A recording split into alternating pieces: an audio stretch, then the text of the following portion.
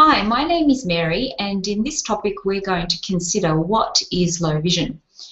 And we're going to understand more about what low vision is through a particular case study of a lady who is a patient of yours at Seawell Australia. I'm going to now go to the PowerPoint, and hopefully this will work. Okay, here we go. So,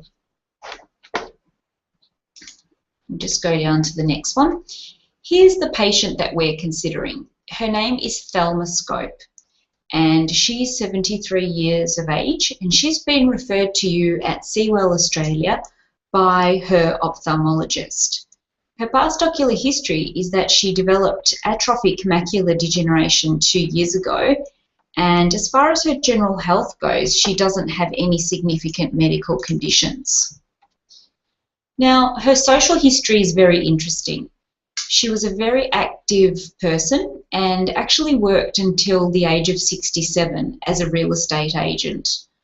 In terms of family, she raised 2 children, and now she's an active volunteer at the op shop after her retirement, but she's finding that increasingly difficult. She's also a recreational lawn bowls player, and until recently played in competitions. So let me give you some information about her vision.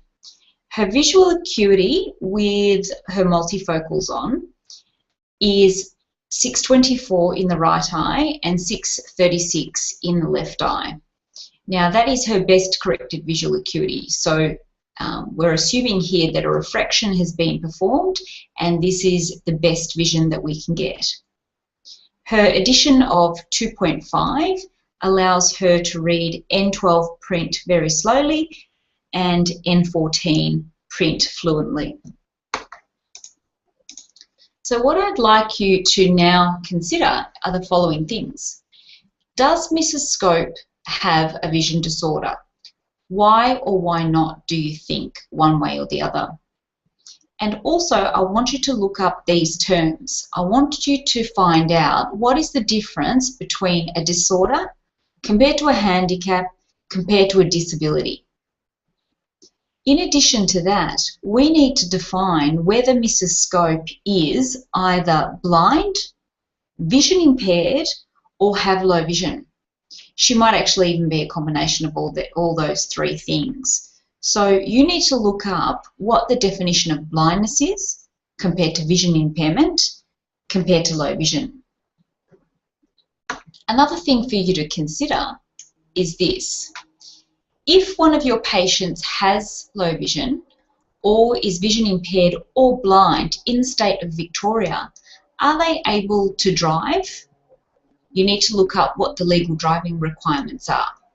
Also, are they able to receive some sort of concession or pension? In addition to that, they might need help with transport. Is that possible? Can they get some subsidies related to taxis or on public transport or catching buses and trains? Are there subsidies for vision impaired people? If they're still working age, can they have assistance in terms of their career and their workplace? And is there assistance to get funding for equipment? Have a think about these questions. Try to even do a Google search and see what you can find, and I'd like you to really consider what the answers are. I'm going to come back to the main screen now. Okay, here I am. Okay, so just to finalise, there's a couple of things that you need to do now. There's going to be some questions that you'll need to answer about Mrs. Scope, and you're also going to have to consider the context of her and her low vision and the definitions of low vision.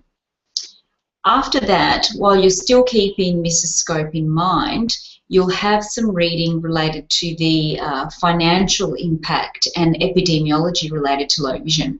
So you need to have a look at that and then also answer the questions that are presented to you after you've completed that reading.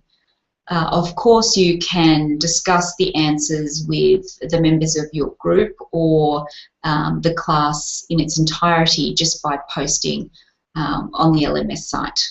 Okay, good luck.